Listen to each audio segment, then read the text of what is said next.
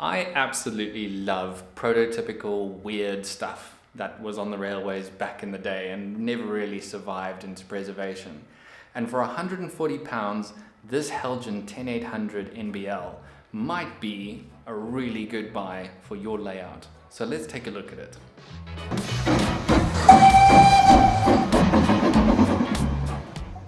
Hey guys, welcome back to Proper Chuffed. My name's Hilton and I have absolutely no idea what I'm doing.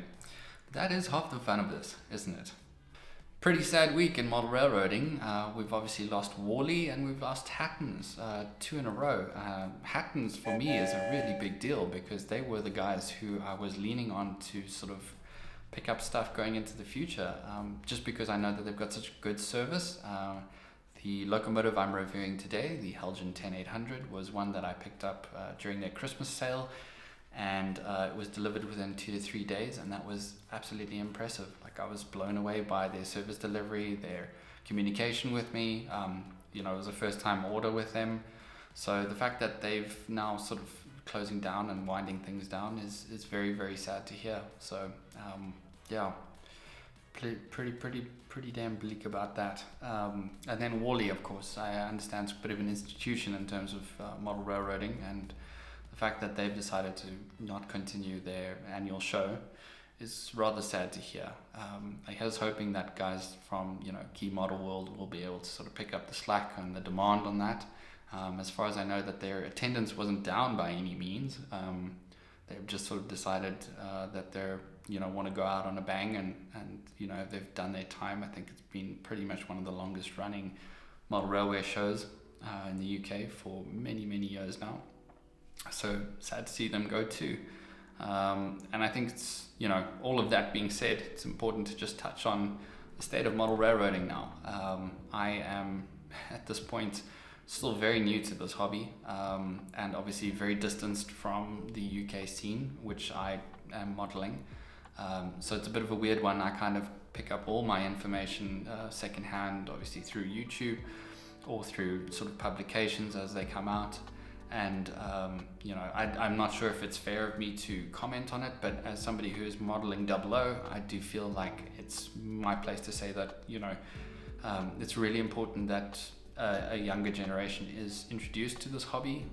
It's a fantastic hobby. Obviously there's just so many elements to it, and I've fallen completely in love with it, and I have no doubt that many generations to come will feel the same way and get involved in the hobby in some way. Obviously the price point is a bone of contention for a lot of people, and I think that is a bit of a difficulty because prices are getting quite high now.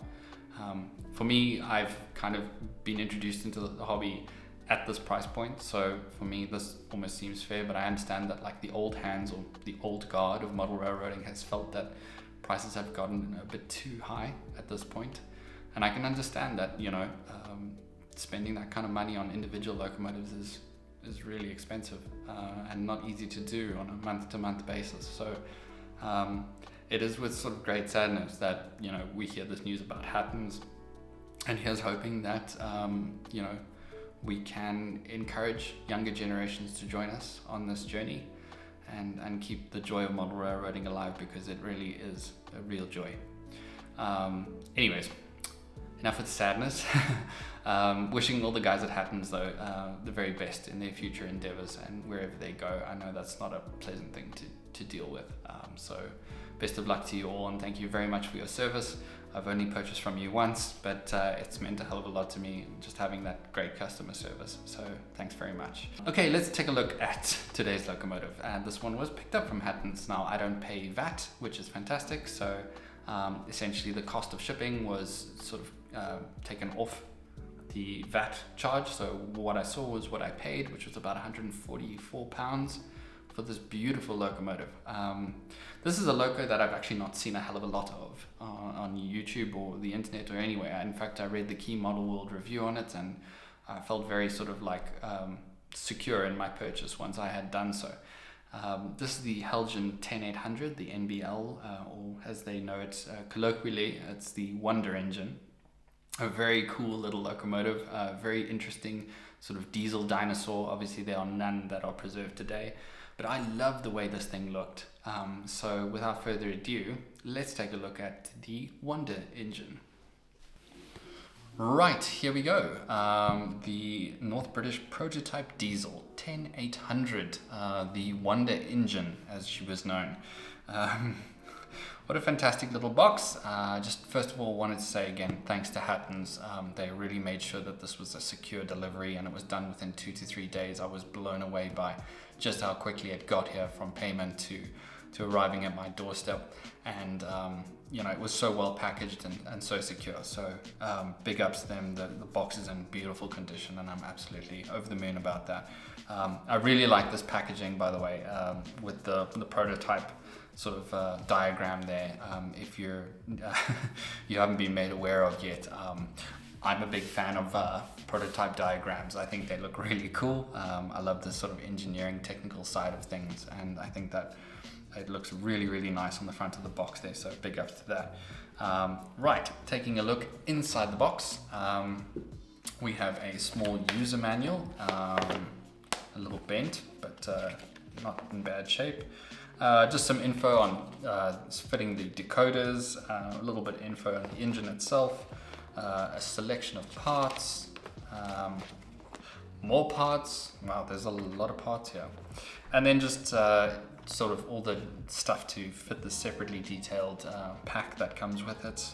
Obviously there's a bunch of head codes, the NEM couplers which need to be attached, and then just in terms of all the details of the loco itself, the prototype info as well as the scale sort of measurements there, which is quite nice. Nice little booklet, and in color too, which is really cool.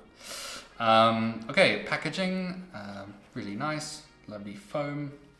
I love this type of foam packaging. It just makes me feel like whatever I've got is 10 times more secure. So good job, Heljan. Looks absolutely fantastic.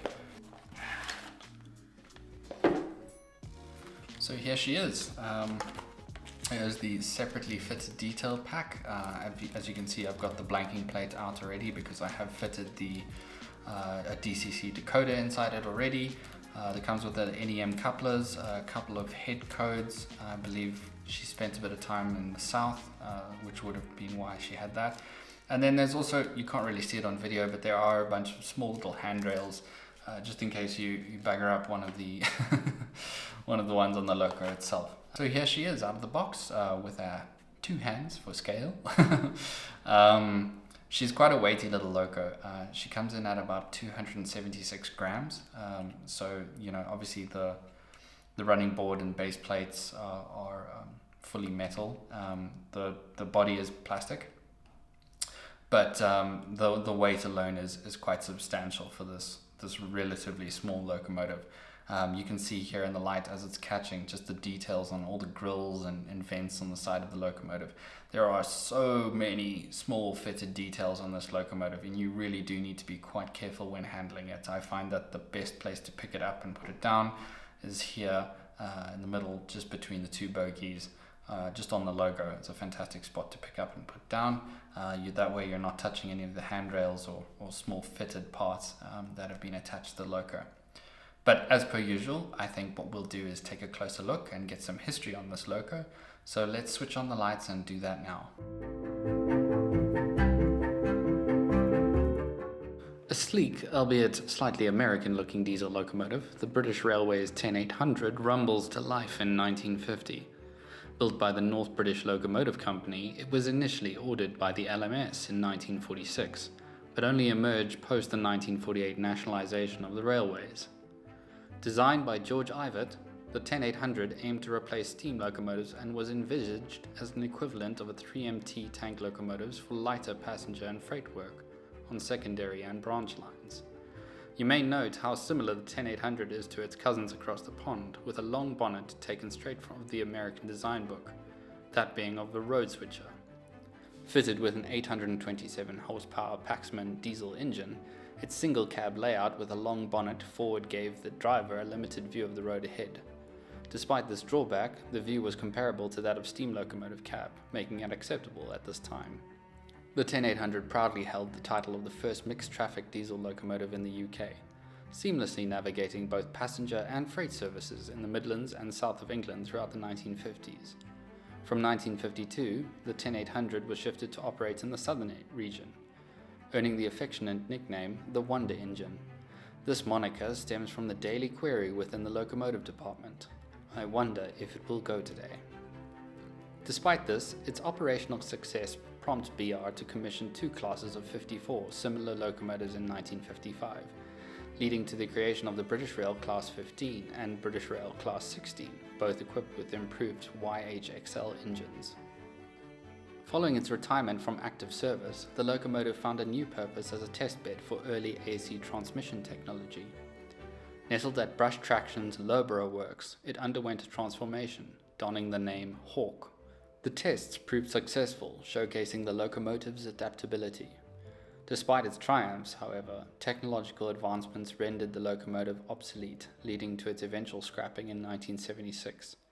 And while none remain in any state of preservation, Heljan have crafted an exceptional scale model of this diesel dinosaur for us to enjoy in the modern age. So here she is, the Heljan 10800, and what a looker she is.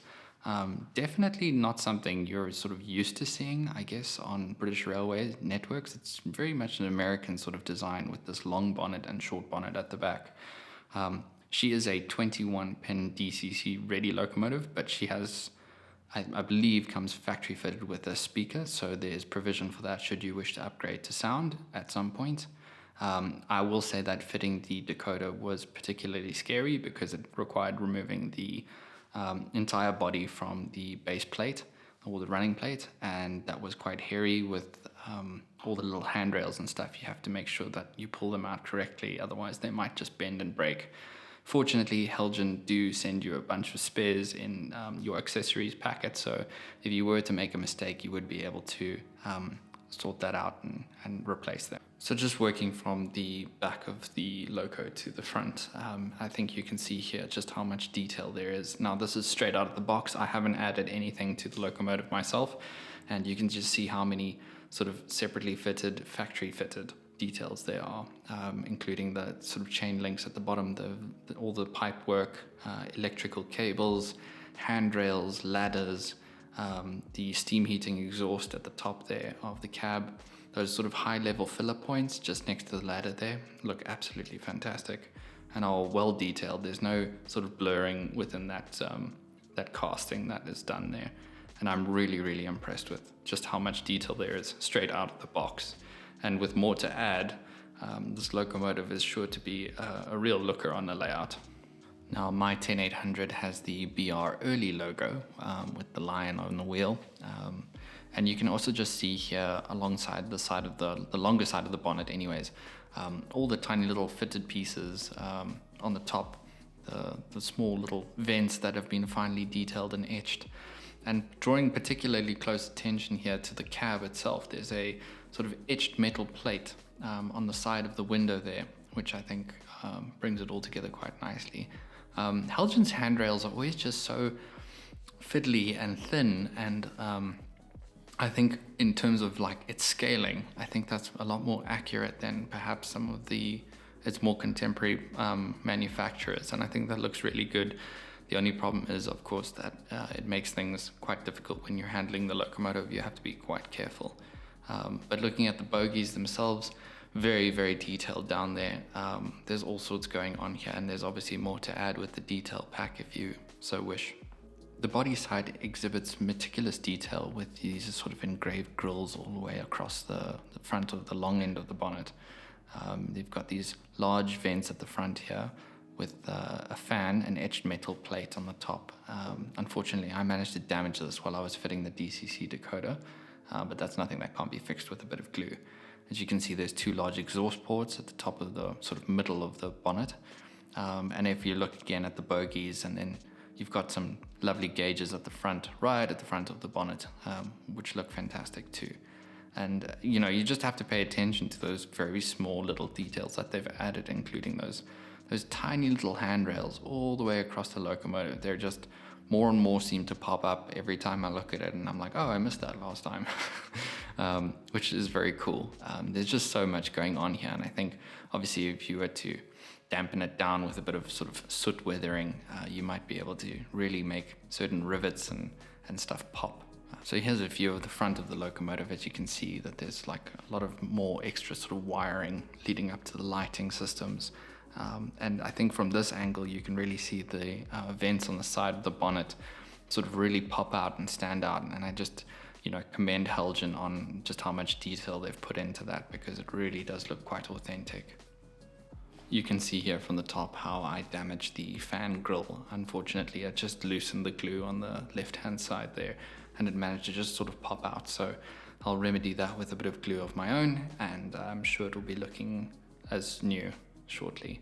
But from the top, you can see that there are a number of filler points up here, as well as the sort of cupboard doors at the top of the long end of the bonnet, just after the exhausts, which look fantastic and are well detailed too. In case you were wondering, this is made by Heljan. They have slapped their name and logo on the bottom of both bogies, which are not super detailed underneath, which is not a problem at all. Obviously, you don't really see the side of the locomotive very much, but I just thought it might be best to show you, just so you know what you're getting in for. Not a hell of a lot of detail underneath the locomotive itself, enough that it's passable.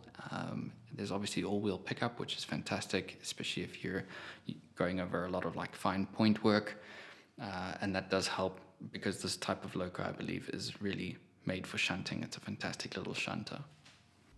So here she is, but how does she run? Well, the answer is actually quite beautifully. Now I've got her set up. I actually haven't run her in yet at all. I've just basically plugged in the DCC decoder, programmed her, and now she's ready to roll. There's sort of limited light functionality. There's forward and rear, and obviously the sort of fog lights at the top of the cab there, the bonnet, sorry. But she runs incredibly smoothly. That's the crawl with absolutely no running in.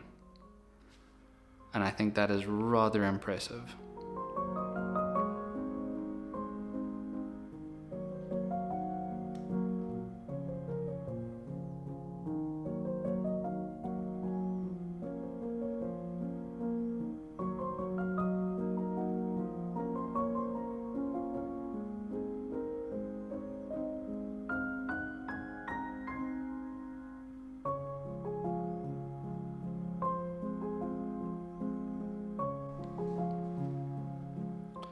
Sort of limited functionality in terms of her lighting. I think, it would be great to have sound added to her.